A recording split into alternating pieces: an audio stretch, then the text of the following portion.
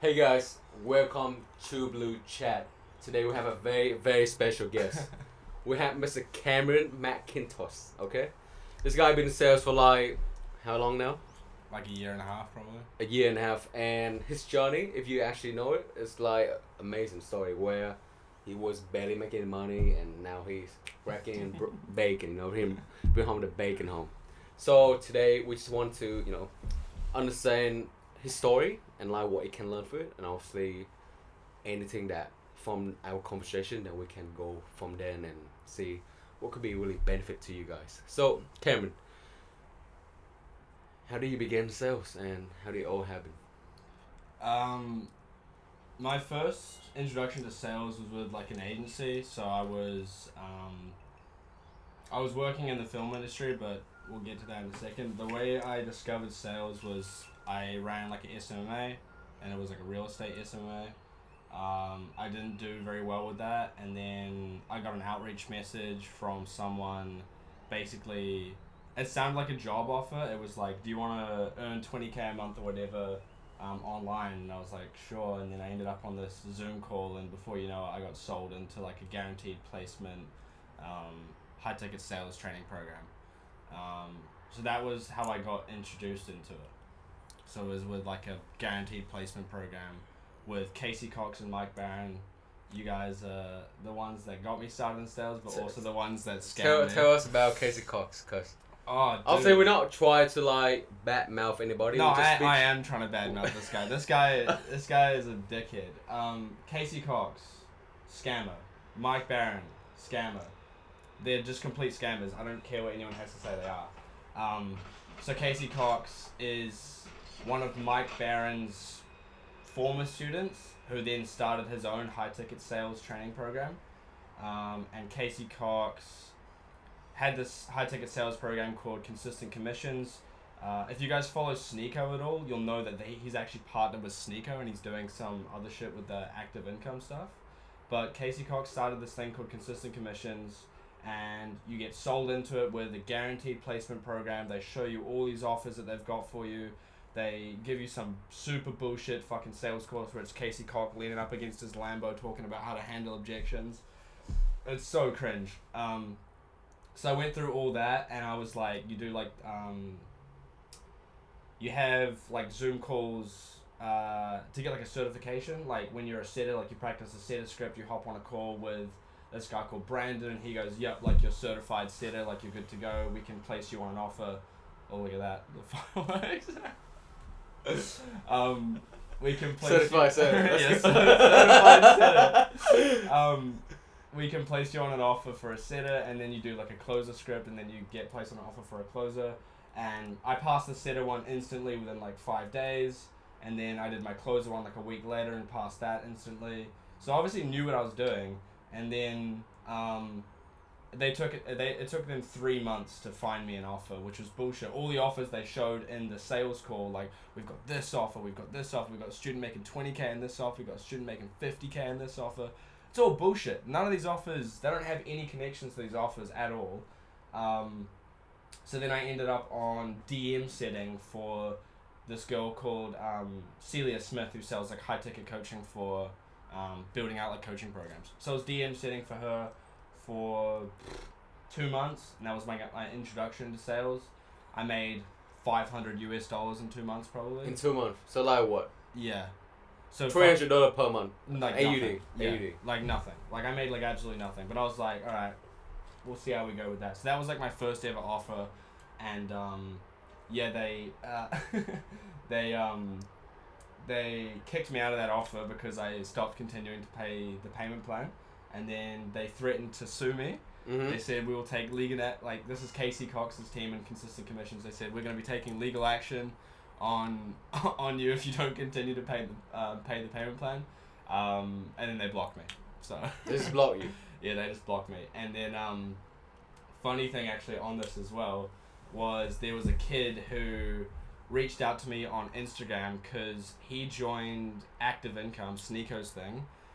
He then kind of got funneled into Consistent Commissions, and he saw my face in one of the group coaching sessions, and he reached out to me on Instagram and he goes, "Bro, what are your thoughts on consistent commissions and Casey Cox? And I was like, holy shit, this kid's about to get scammed. So I basically told him everything that happened to me, and was just like, fuck, I can't believe Casey Cox is still going. He's still scamming people. So then I messaged Casey on Instagram. I said, bro, like, why are you still running this program? Like, you know it's bullshit. You know you're scamming people. Like, stop. Like, I have people reaching out to me. I ended up, there's so much to the story. Within that program, I ended up getting added to a group chat later with like 60 other people from the program, that also didn't get an offer. That also went through, paid, Damn. and then just got blocked when they didn't get an offer. So there was like 60 people in this group chat. So it was clearly like a scam. Like, it wasn't like, oh, I didn't try hard enough. You know, oh, it was my fault the program didn't work. It was like, there was other people that did all the work, got added to this group chat. We're all like, oh my god, we got scammed completely from this. So anyways, this kid reaches out to me. I go, okay, this guy's still running this program. Reach out to Casey. He's like, bro, you don't know me, fam. Like, I don't scam people. And I'm like, bro, I literally have screenshots of you guys trying to sue me. I have screenshots of the 60 other people that went through your program and didn't get an offer. And now I see kids messaging me on Instagram wanting to join your program. Like, you are scamming people. And then he just blocks me. So it's all these scammers that as soon as they get caught out on their bullshit, they just block you. And there's nothing you can do. So anyways, that was a long-winded story of how I first got started into sales. So yeah. That's why it's quite well, roller coaster, isn't it? Absolutely, man. But then obviously recently there's not another scammer on the block, right? You know, ABC Academy. Mm-hmm. Tell them about ABC Academy, cause guys, if you new to sales, watch out for that keyword, ABC Academy. I'll be honest, I don't know too much about ABC Academy. What do you know about it? All I know is that I follow one of the guys from ABC Academy, and he's just constantly flexing him being in Bali and the Philippines. But I don't know too much about it. What do you know about it? So ABC Academy is affiliate sales. So the way they actually make the commission is actually to affiliate. So it's not actually sales that they make. It's like they funnel people in. So basically, multi-level marketing. Yeah, that's what consistent commissions was as well. Was I got funneled in by someone to pay for sales training to then funnel more people into the program. So there's no actual people aren't getting offers. You're just basically regurgitating people coming from wanting to do sales to then going into sales and then sell people back into a sales training program. You're just funneling the same shit. No one's actually getting on good Wait, I don't know if anyone's getting on good offers in ABC, but Probably not. yeah, probably not if they're just funneling the same shit. And they're not even good at sales, bro. I watched the ABC guy doing a mock call with someone trying to handle an objection, and the guy was like, I need to think about it. And he's like, why is that? Like, instantly with like such an aggression tone. I'm like, bro, if you say that to any A-type on a fucking real estate offer, they're gonna, it's fucking over. They're not gonna fucking cooperate with you at all. So, I'll also consider the facts that you've been to so many like, you know, crazy these sales training program that basically scam, right?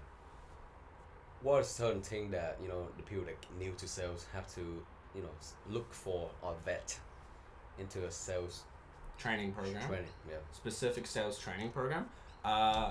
Step one, I think, instead of looking for things to find, I'll start with things to avoid. Things to avoid. Things to avoid, step one, guaranteed placement, bullshit. There's no guaranteed placement in anything, and guaranteed placement is just a way to funnel you in. There's no guaranteed placement. If you're shit, you're not gonna get on an offer, whether it's guaranteed or not. Because if you don't have the skills, you're gonna get dropped from any good offer. You need to have good skills. And I fell into the trap of believing that even though I had absolutely zero skills in sales when first joining, that I was gonna land on an offer and be earning $20K a month. It doesn't exist. It's bullshit. And I got fun. Another thing, I'm just kind of relaying back what I got sold into and what my first impressions were of the high ticket space when I got sold into it. And the guy was saying, listen, like, even if you're bad at this job, if you do 10 calls a day and you close one person, that's $500 US for that one phone call.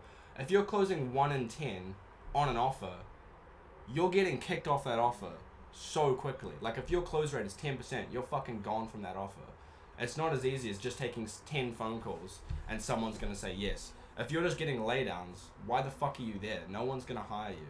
So, if you get sold into the fact that you can be shit and just get the laydowns and still make a good money, yeah, there's maybe some fucking offers out there where you can do that, but 99% of offers, like if you're shit and you're closing at 10%, you're not making any money and you're getting kicked from that offer ASAP because they want someone who's good. So step one thing to avoid is guaranteed placement. I think that's the biggest red flag. I don't know. What do you think? What are another your red flags in terms of sales training? Because one of the biggest thing right now is if you sell to people who new to the industry, they will focus more a lot on lifestyle, right? Yeah. So in terms of like, because you saw these Casey Cock guys always market Lamborghini or the fancy lifestyle, right? The Bally. Talk to us about like how they market themselves, because it's how they get people in. Yeah. It's the typical guru shit. It's just like flexing. I mean, it's true though. Like, you can do that shit. You can go to Bali. You can earn a lot of money where you can buy nice cars and do that sort of thing. But obviously, that's the way to sell a program, is sell the cool shit. No one wants to see you fucking in your room eating shit, going over core reviews 10 hours a day, fucking making no money for months and months and months when you first get into it. No, that's not a pretty picture for anyone to see. So I think it's just coming into high ticket sales knowing that you are going to be eating shit for a while.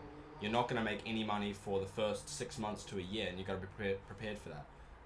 You're not going to be driving a Lambo in 6 months. I know there's some people probably out there that have done that, but that's not the reality. 1%, less than 1%. Yeah, and that's all you see. You just see the 1%, the snippet that they'll take one student that somehow landed on some crazy dream offer who's earning good money in 3 months.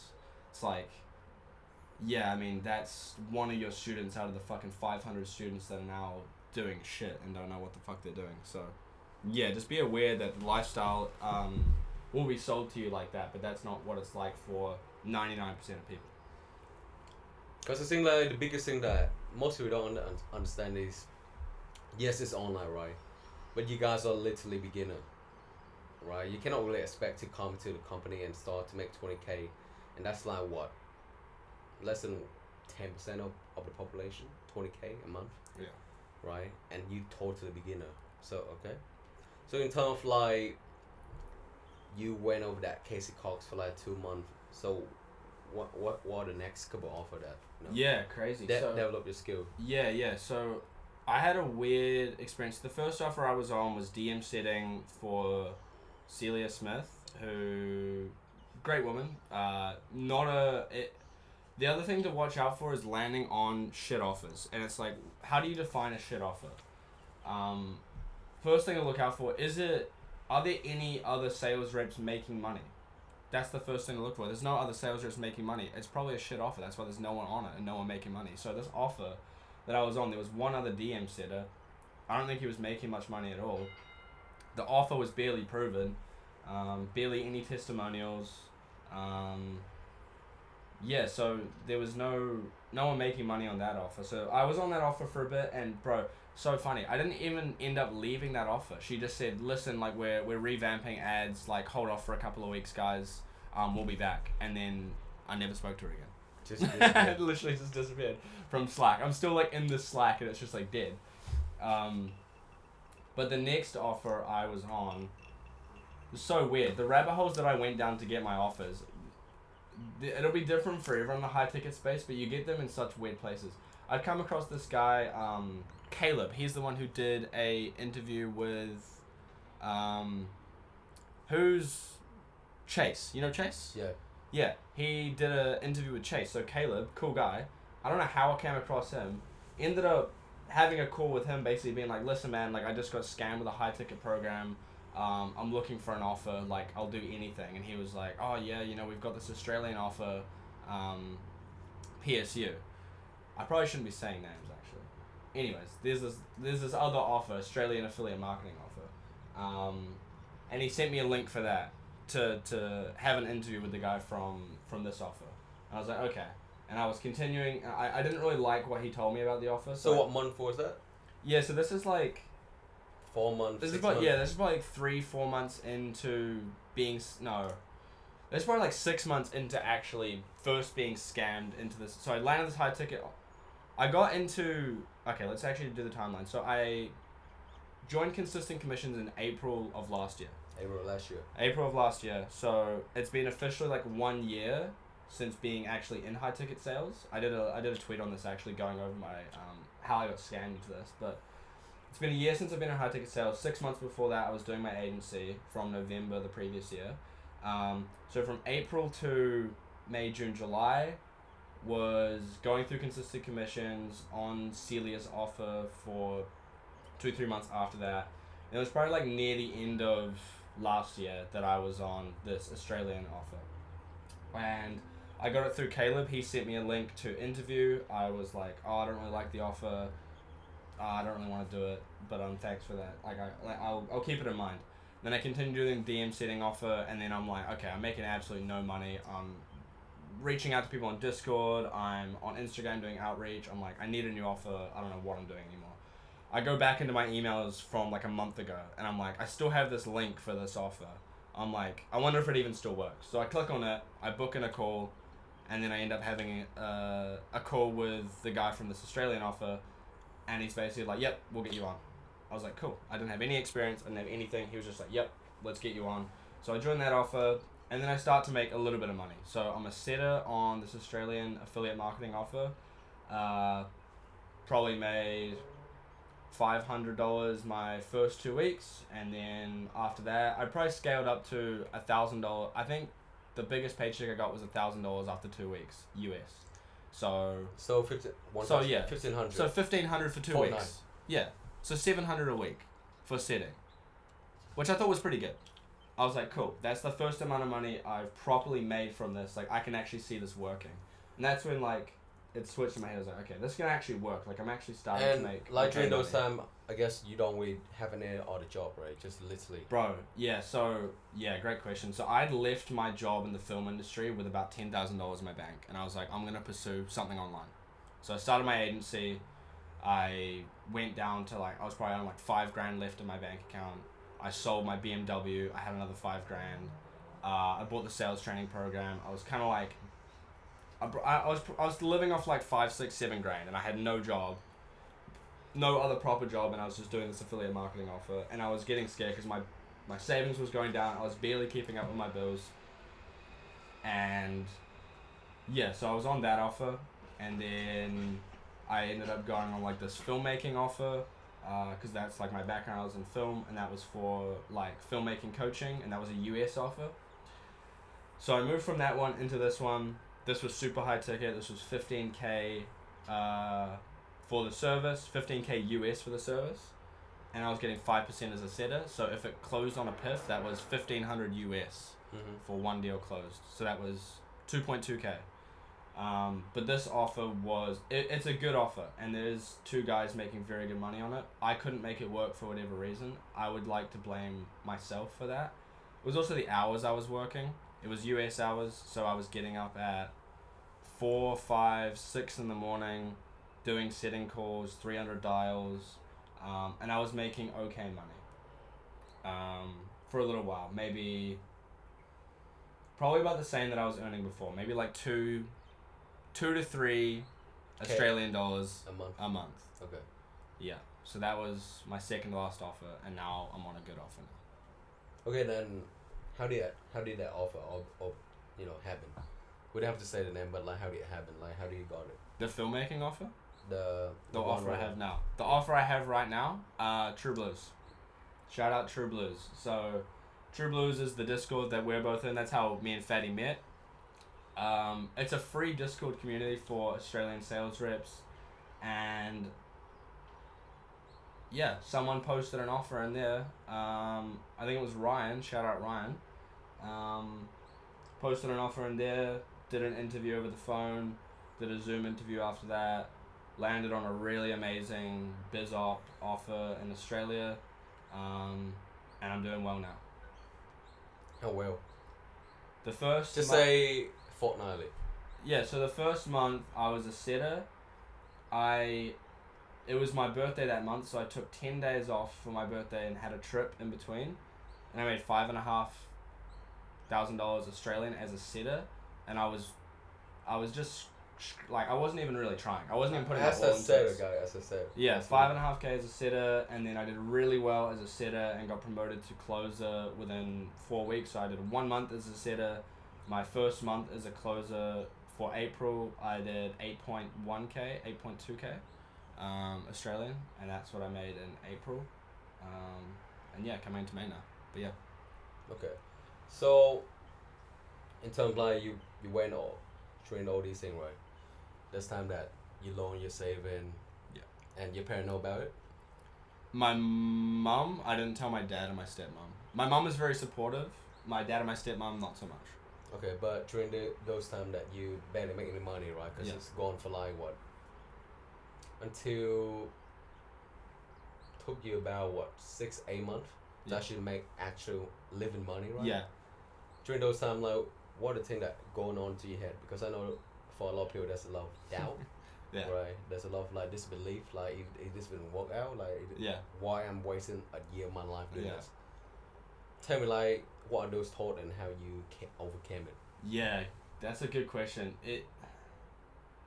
It's hard because when you get sold into it, you're so sold on the vision. You're so sold on, oh my god, this is gonna be so easy. I'm gonna make so much money so quickly, and you're just like hit with the reality that like it does take work. Like if it was gonna be so easy, everyone would be doing it. And it's just understanding that the first 6 to 12 months of high ticket sales is just learning. Like you just gotta take back. Like don't even. It got to the point where I was like, this isn't about the money anymore. Like, I just need to focus on the skills and the money will come. Like, I cannot focus on trying to make as much money as possible. But I mean, I can, but it's like about the skills first. So, yeah, I mean, I did doubt it a lot. I was like, what the fuck? Am I actually going to be able to make a living from this? And it got to a point where it was at the end of last year that I was kind of low on savings. I was on this filmmaking offer. I was just scraping by. I packed up my stuff. I was back home in New Zealand. I packed up my stuff and I went home and I said, I'm going to go home and I'm going to try and land the new offer. I'm going to try to build up my savings. I'm going to move over to Australia. And I did that. I did exactly that. So I moved home. I got my shit together. I got a good offer and I started earning money. But yeah, bro, like, a lot of people don't have that luxury to go home.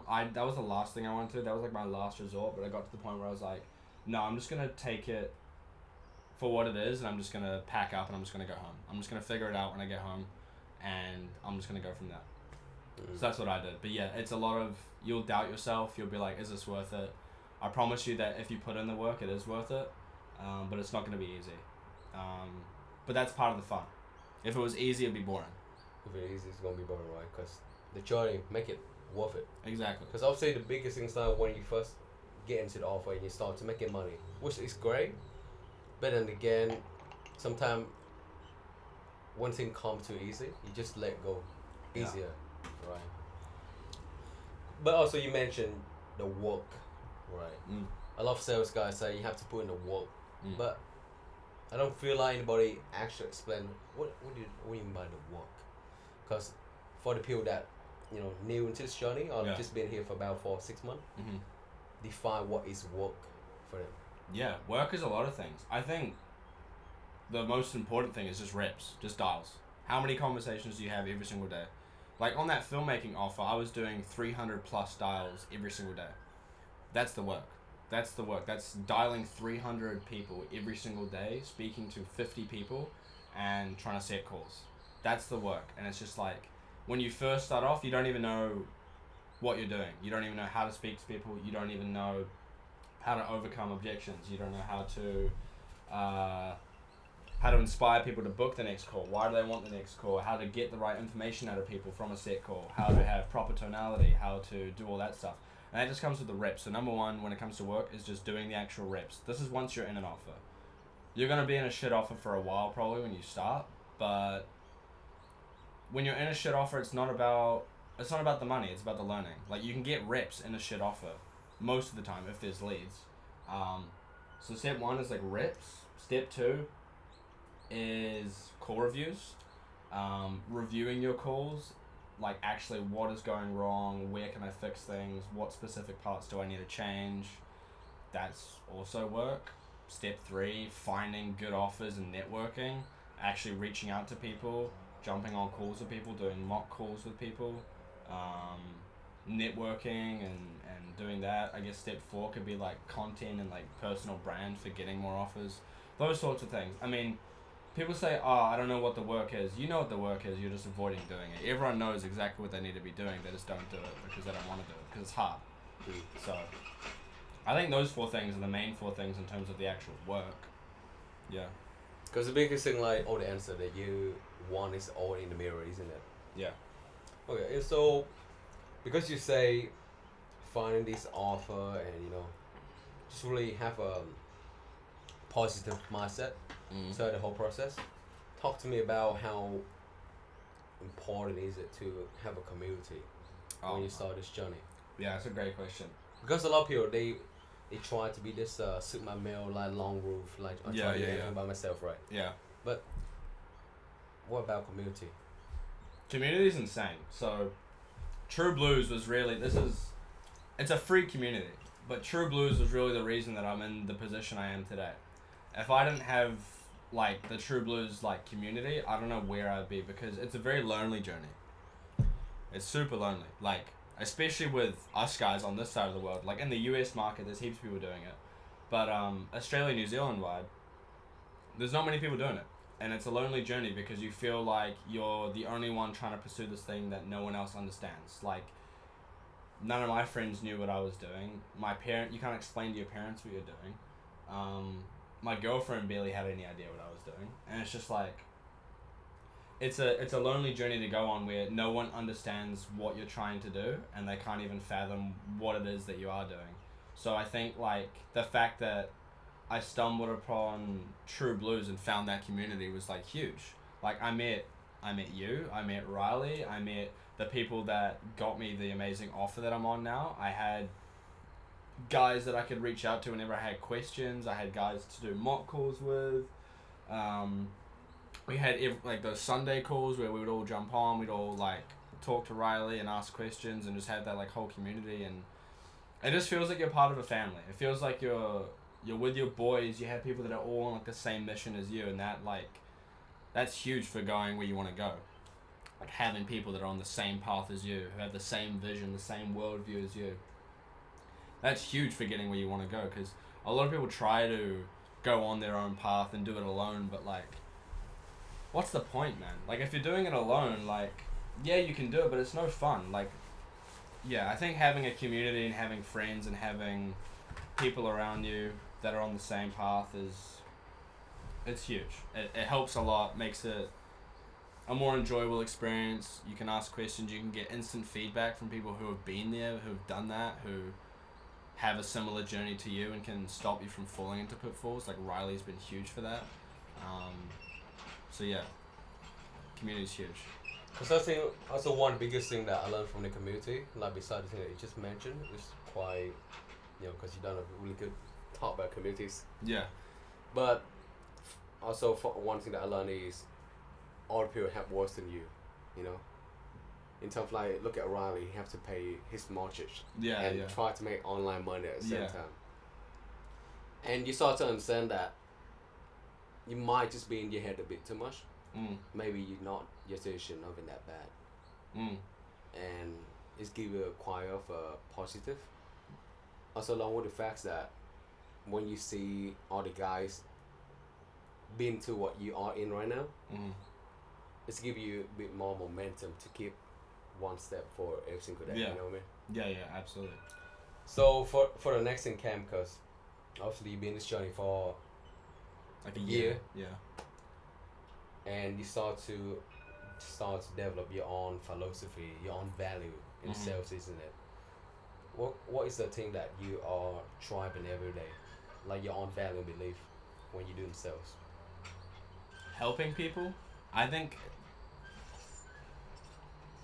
people always, like, I originally had a very bad connotation with sales. Like, I think most people do, is most people think sales is sleazy, it's manipulative, it's trying to get people to buy things they don't need. Like car salespeople or people in electronic stores or shoe stores, and it's just trying to get people to buy shit they don't need. The type of sales that we're in is selling people shit they need that's expensive, that they're scared to make that step because it's a lot of money and it's a big problem. And I think it's great that we, as salespeople, guide people to make the decision that's best for them. And I think it's it's really cool that it's so the type of sales that we do is really just helping people overcome their limiting beliefs and helping people see the facts laid out for them, and then giving them the option of what decision they want to make for their lives. So my, I guess, philosophy on sales is really just helping people overcome their limiting beliefs and the stories and the lies they tell themselves in their head of why they're in the position they are. Oh, I can't do this because it's too hard. Oh, I can't do this because I don't have this. They're all just lies, and someone needs to basically lay it out for them and be like, this is your situation, this is why you're here, this is what's going to happen if you keep staying here, here's how I can help, do you want my help? Oh, I'm scared. Okay, how do you overcome the fear with an objection handle? Oh, I need to think about how do you overcome them trying to weasel out of it just because they're scared. So it's just navigating a conversation where you're laying out the facts, laying out the decision-making process, and then giving them the option whether they want to take it or not. And hopefully with your sales process, you've built a big enough gap. You showed them how bad it's going to be if they don't do this, or how much better their life's going to be if they do this, and then giving them an easy option to decide that obviously, yes, buying your service, product, whatever the case is going to solve my problem, which I have an issue with. So it's just helping people. So would you say the best of type sales people, would like the best type sales people, and for the prospect, that'd be one of the most honest conversation that they ever have in their life. Yeah. People have never questioned. A lot of people have never questioned the harsh reality of their situation until they get on a sales call. A lot of people will tell themselves lies about their situation and everything until they hop on a sales call and they have someone, a fitness closer, who literally lays out the facts and says, listen, you're this weight, you're not going to be able to live until this age, so you can actually watch your daughter get married. No one's ever told them the harsh reality of that. And that's why we're here to actually, because we're doing it in their best interest. We're not doing it to get a sale. Yes, we are doing it to get a sale, but it's also not just a sale, it's also them changing their life with the product that you provide. You're helping someone be in a position where they can watch their daughter go down the aisle when they get married because they're healthy enough because of your program. That's a really cool position to be in, to be able to actually be the person that changes someone's life by helping them make that decision through a sales process. I think you can actually help the people in this way, because a lot of people here is they're not in sales. It could be in all the industry, it could be in business, it could be in life. That they know they have to take action, but they never know the inaction of if they don't take it, right? And what will be the consequence of it. Yeah. So I want to talk about what Lucky recently posted, and I want to use that as a framework for people in normal life. What post are you talking about? The inaction one. Oh, the cost of inaction? The cost of inaction, but Lucky style, where Lucky style. Turn it down and moment of realization. Yeah. So I want you talk about that, but use it more for an exercise, so people can use it in their daily life to know that they have to take action in life. Yeah, great. First things first, I think you can also use a sales process. Riley talks about this a lot, which I really like, and I think it's a huge thing, is asking yourself questions, the hard questions, and actually answering them honestly.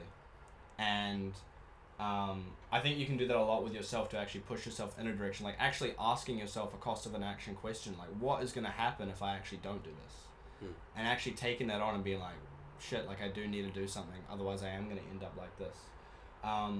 So to go back to what Lockie posted, which is around the way that our sales process works, we're not super big on cost of an action. Now, that's something that's slightly new to me, because I always thought super direct cost of an action questions were the way to go. My mindset is starting to slowly shift due to the way that we're doing it now, which is essentially what we call an MOR moment. which is essentially how you get people to, first of all, not have any objections at the end. In our sales process, we rarely get objections. We do get objections, but we rarely get objections because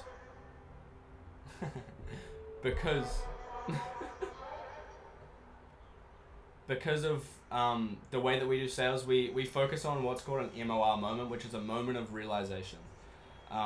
So in the discovery process, instead of asking cost of an action questions, you chunk down on hot buttons. So for example, the hot button is someone who's in a really bad financial situation, or they're in debt and they're looking at a biz op offer to help them make money.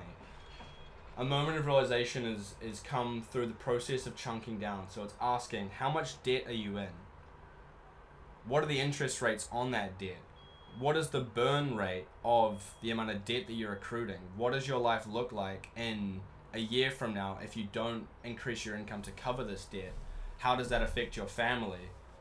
Blah, blah, blah. Basically chunking down and asking deeper questions on, and this is something that I'm still trying to get really good at, but it's asking very specific questions on a hot button to chunk down and get every single minute detail of their situation, have the prospect speak that aloud to the point where they've literally said, I'm burning $20,000 every single year, I'm accruing even more debt, and if I keep doing this, my family is going to be in a very bad position in the next 2 to 3 years if I don't do anything. When someone speaks that aloud to you, what do you think they do in their head? Oh shit, I need to do something right now.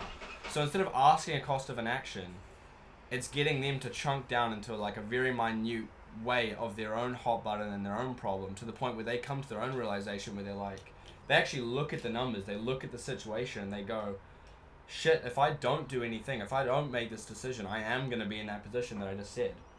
And then they come to a moment of realization where they're like, I do need to do this. And then you run them through a pitch, they get excited, no objections, and they buy at the end. So that's our method of cost of an action. It's basically getting them to internalize their situation in finite and like minute details of every single thing, and they come to their own cost of an action in their head. Which is a new sales process for me, because I'm very used to asking, what would happen if you didn't do this? Are you willing to settle for that? Those sorts of things.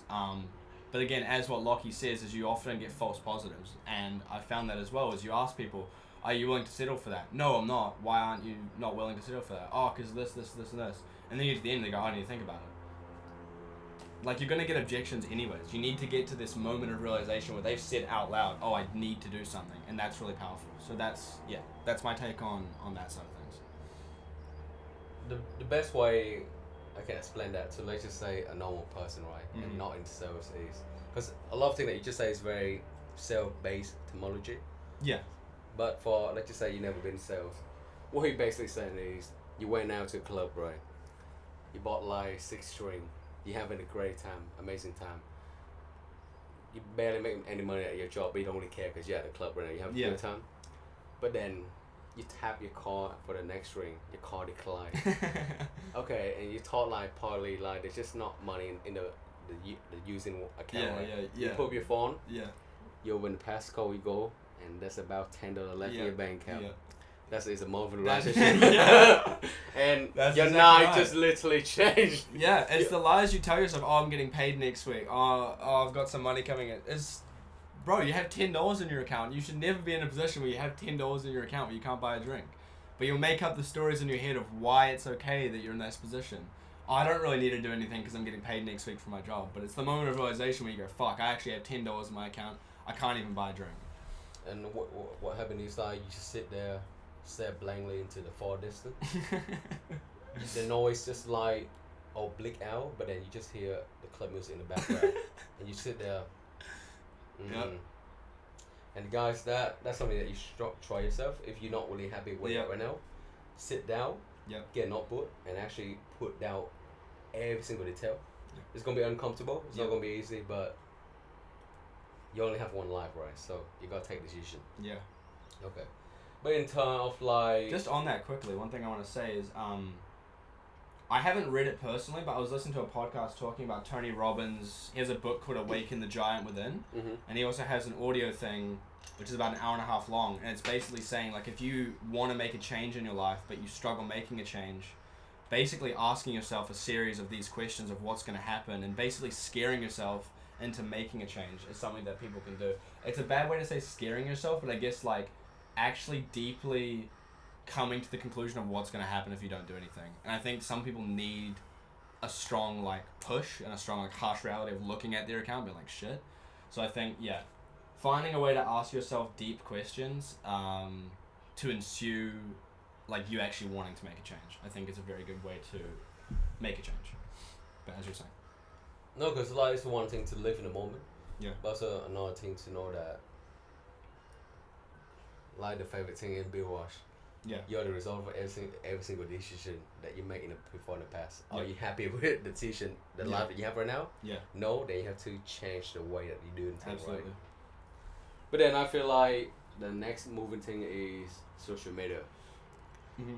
That's a topic I want to discuss. I don't think I have discussed with the other boys in the group chat. Okay. Basically, you start to get a bit more active on Twitter, right? Yeah. Because obviously the biggest thing Shay say is you want to become active on social media. Yeah. Not only to get more offer and brand yourself and know as this guy that get results, but along with the facts that it just have so big of a return on investment, right? But for you feel like there's like once you start to post about your result and how much money you make, do you feel like what change there are on your social media? Yeah. So I recently started posting a lot more on Twitter. At True Macintosh if you want to follow me. I'll put down the link. So I started posting a bit more about my journey on Twitter, and I'd gotten like decent traction for how big I was. Like I only have like 150 followers or something, but I was getting decent traction on Twitter, and you do get people that reach out to you when you start talking about like making decent money, like wanting to hop on calls with you, and shout out your boy, what's his name? Eric Lynch or whatever. Yeah, he's been trying to get on a call with me for like 3 weeks, and I just keep ghosting him or keep booking a call and cancelling it. I don't know, I just don't necessarily have time for random people anymore, just to hop on a 15-20 minute Zoom call. Like they just reach out trying to extract value from you without giving anything. It's like, I've gotten to a point where my time is so valuable. Like I don't want to just hop on some random call with some dude who's not anywhere near my level just for 30 minutes without any sort of value given to me at all. Sounds harsh, but it's like, I have better things to do at this point. So I think people, if you want to hop on calls with people, like, spread value. Like, what is in it for them? Like, you're just trying to leech off them and their experiences. So I think just coming into those interactions with value first, I think is important.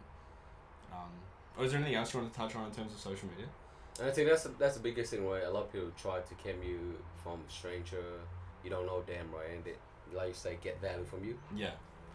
And that's exactly why pay to win is so important, or being a community, because you really break the ice and can truly network with those people. So the biggest thing for any sales guy, start to get in community as soon as possible. Yeah. Legit community. Because trust me, you can try all the Instagram DM. First of all, no one's fucking replying to you, bro. If you're in some guru's DM saying, yo, I want to close for you, I'm sorry, bro, you're getting blocked and deleted so quickly, it's not even funny. That's what I say. Instagram DM average. It's not going to work anymore, guys.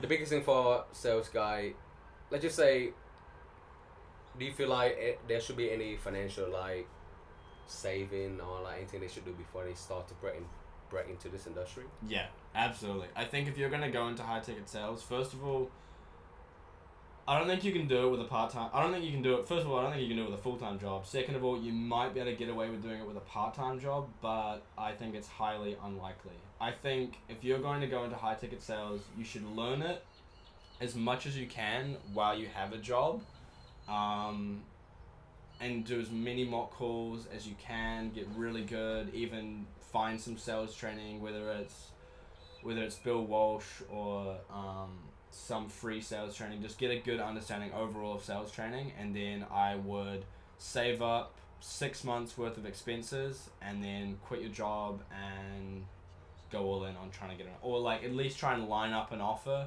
have savings in your account, going into that offer knowing you're probably not going to make any fucking money for 6 months, having 6 months worth of expenses and then making that transition like that. Because I think if you have zero money in your account and you're looking to quit your job and go into high ticket sales and make 20K a month, you are not going to make it. You have to be somewhat smart about it, but I think burning the bridges and burning the boats and going all in is a good strategy. That's what I did. I quit my job and had 10 grand in my bank account, and I was like, I've got no other choice but to figure this out, online money making space out, or I'm gonna have to go back to my job. So and that's an inaction, the cost of consequences. That's something that you run away from. Yep, exactly. And I had no other choice. Like, it was like, I'm not, I can't go back. Like, I couldn't go back to a normal job, and I don't think I ever will now. Hopefully, fingers crossed. But yeah. And also, like, what I also recommend, because my background is do more face-to-face sales. So if you guys don't want to go straight into hard to get sales, there's multiple way that guy can start in sales. Is first would be do door-to-door sales in Australia, or even do charity. I know it's not the best way to do it. I did charity sales as well. It's not sexy, isn't it? I used to work at like a supermarket, and then I left that to do charity sales, and it was cool because I got to travel, and I did it for 2 weeks. I don't know, I probably made like $1,000 or something, but yeah, I got fired like that. Like, it was like a 1-day notice. Like, someone walked past me, I didn't ask them the question, and then my manager was like, "You're done." You like, go home, pack your bags, go home. I was like 19 at the time. I was like, holy shit, like, sales is brutal. I did take charity sale at 19 too. 19, 20. It's character building though, and I think a lot of people need to go through these things. Like, I think it's great for everyone to, number one, work a minimum wage job. At least once in their life for 6 months. Then you understand what it's like to be in that position. Step 2, having a job where you get rejected constantly. Like the charity sales, like sales in general. That just builds your character. So I think those two things are really good. Retail is not sales, guy. No, retail's not sales. Don't do retail. It's not sales. I don't care if you sell shoe in like Foot Locker. That's not sales, okay? Door to door solar. Your customer service there. Yeah, door to door solar. That's charity sales. Those one that when the manager is on your ass if you don't make sales. Yeah. Those are the one that you need because you know how to solve problem really quickly on the day. Yeah. Imagine your manager texts you at 2 p.m. Yeah. Why you on zero? How's it going on in the field? Guys, you have about 3-4 hours to make make it by next week. Yeah. So that's one way you could do it. The second way I recommend you guys is do B2B sales, where your first year you get 60 to 70K base along with bonus of like $20,000 to $30,000. Okay, if you hit the OT, if you want to do into the tech sales. And you can do vice versa. There's many ways to break into sales, but what I recommend is start with something very high pressure and high volume. And that's how you become a man. Yeah. Right. Absolutely. You got to put the reps in. The rep is everything. It's all the reps. Now, we start to get to the end of the podcast, and the biggest thing I'd like to ask everybody is where do you want to be in the next 3 months, and we visit. Again. Okay. So where is Cam in 3 months time? In August. That's going to be the True Blue Mastermind. By the way. Oh yeah, True Blue Mastermind. No, that's in October. August, September, October. October? Okay. It's in October. August. 3 months. So August. Where do I want to be? So I did 8K in April. I'm probably going to do similarly this month because I've been sick for the first week, which is, I would like to be 12 to 15K by August would be, in terms of sales, that's where I would want to be, ideally. And I think I can do that. So I want to hit, the bigger goal is 15, I want to hit a 15K month. The smaller goal is a 12K month by August. The month of August, I will hit over 12K. Saying it now. Also, guys, you see how we speak about money. Imagine you tell your friend, that you're making 12, 15K a month. They're like, whoa. Yeah, it's been insane. The fact that, because I've gone from making absolutely no money to a position where I earn, like, this is eight grand is the most. It's not even crazy in terms of high ticket. like people making money online, but eight grand Australian for me is the most amount of money that I've ever made in a month, besides from crypto. So it's great. Like I actually get to. This is a good side that I want to say, because this actually might inspire some people, and this isn't to flex or anything at all. But I'm in a position now where I don't worry about money at all. Like my rent is, I pay like that. I go to the supermarket, I buy whatever the fuck I want. I take my girlfriend out to dinner. I pay for everything. We were walking along the water the other night, and I was like, oh, I'm so hungry. I can't be bothered like walking anywhere. Let's just go in here. It was like a fine dining restaurant. I ended up spending like $250 on dinner, and I just didn't care. Tip. Yeah, and I tipped as well. Tip. And it's just like and that's another thing. I think I came from being a very stingy person when it came to money. It's my Scottish background. My dad is very stingy. It's always like making food at home, never going out to eat, like coupons, discounts, this sort of shit. Like always trying to like save as much money as possible. And I think when you have the mindset of constantly trying to save money, you have the mindset that money's not abundant and money doesn't come to you. I need to save, I need to hoard. As soon as I broke the belief that money is scarce and money's actually abundant, and I started spending money, and I started thinking like, I can just make this back. All I need to do is just get better. Instead of trying to save it, I can just make more. I started making the most amount of money that I've ever made in my entire life. As soon as I broke that belief of like stopping myself from saving this and saving that, and just started saying, listen, I want this, I need this, I want to invest in this, and just start spending like that, and just having my money cash flow and investing in myself and buying this because I know I need it, it's going to help me in this way. Money just flows into you like that. So I think changing your mindset and having an abundant mindset around money really helps money come to you. And I truly believe that. That's the way. That's the way. Yeah. So just really, beside money, what else you want to achieve for yourself?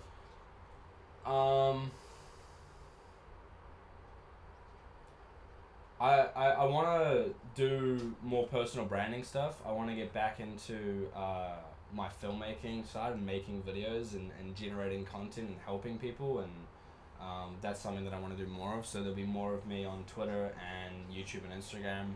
So I'll be making more videos on those platforms. So I want to build up my presence on social media a bit more. And then I'll probably be here in 3 months. Oh, you're gonna live with me, guys. Yeah, so I'll be that's moving crazy. in here in 3 months. So yeah, other than that, yeah, those are the two things I'm focused on is the sales journey and increasing that, and personal brand and content and stuff like that. So yeah. Well, that's it, guys. Amazing chat with Mr. Cameron McIntosh. Okay. Thank you. Now we're gonna say in 3 months, and let's see if he fulfill on his Yeah, goal. that'd be sick. Let's see how we go. Anyways, have an amazing time. If you have any question for Cam, put down below, and the next time I will get him to answer. Also, I'm gonna put all his social media below. That way you guys can follow him everywhere and start to follow him on his journey. And hopefully you will start to understand what could be the consequences of you don't taking any action. Sweet. Right. That's it. So, later.